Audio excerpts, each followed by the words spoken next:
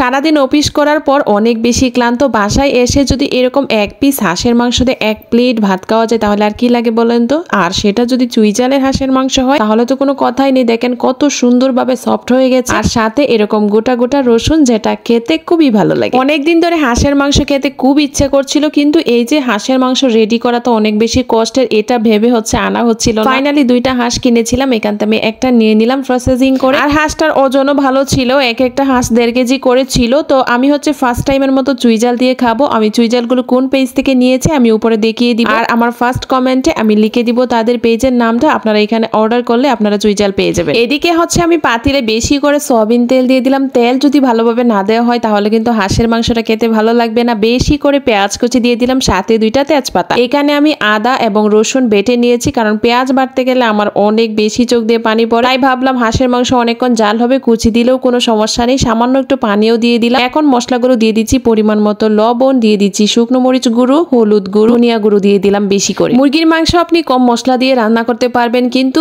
এই হাঁসের মাংসটা কম মশলা দিয়ে রান্না করলে কিন্তু প্রচন্ড পরিমাণে বাজে গন্ধ করবে, যেটা পরবর্তীতে আপনার হাঁস খাওয়ার রুচি উঠে যাবে। তারপর একটু জিরা বাটা দিয়ে দিলাম, এখানে আমি অর্ধেকটা জিরা বাটা দিয়েছি, পরে আরো দিব। তারপর আমি এখানে গরম মশলা বেটে দিয়ে দিলাম। বাটা দিলে আমার কাছে মনে হয় একটু বেশি ভালো লাগে। মশলাটা আমি খুব ভালোভাবে কষিয়ে তারপর হাঁসের মাংসটা দিব। মশলাটা যদি ভালোভাবে না কষানো হয় তাহলে কিন্তু মাংসটা খেতে ভালো লাগবে না। এই জন্য মশলাটা কষিয়ে তারপর আমি মাংসটা দিয়ে দিচ্ছি। আর এই পর্যায়ে কিন্তু কোনো প্রকার পানি এড করা যাবে না। আর হাঁসের মাংস না আমি যখন রান্না করি আমার প্রচন্ড পরিমাণে গন্ধ লাগে। যে সময় রান্না করি ওই সময় দেখা যায় খেতে ভালো লাগে না, পরবর্তী যত জাল দিতে থাকি তত বেশি ভালো লাগে। তবে এই মাংসটা একটু বেশি ভালো লেগেছিল আমার কাছে চুইঝাল দেওয়াতে। এখন আমি মাংসটা মশলার সাথে মিশিয়ে দিচ্ছিলাম খুব ভালোভাবে। তারপর ঢাকনা দিয়ে ঢেকে আমি অনেকক্ষণ সময় নিয়ে কষিয়ে নিব। আর এখানে কিন্তু কোনো প্রকার পানি এড করা যাবে না। যে কোনো মাংস রান্না করার সময় এই টাইমে ভুলেও পানি দিবেন না, তাহলে দেখবেন মাংসটা খেতে ভালো লাগবে না। এই টাইমে যদি পানি না দেন তাহলে মাংসটা কষালে কালারও সুন্দর আসে আর খেতেও কিন্তু খুব বেশি ভালো লাগে। কোনো অধৈর্য ব্যক্তির দ্বারা মনে হয় হাঁসের মাংস রান্না করা হবে না, কারণ হাঁসের মাংস রান্না করতে গেলে অনেকক্ষণ সময় নিয়ে খুব গুরুত্ব সহকারে রান্না করতে হয়। যদি গন্ধ লাগে তাহলে কিন্তু হাঁসের মাংস আপনার কেউই খাবে না। তো আমি অনেকক্ষণ কষিয়ে নেওয়ার পর আমি এখানে কিছু আস্ত রসুন দিয়ে দিচ্ছি, আর কিছু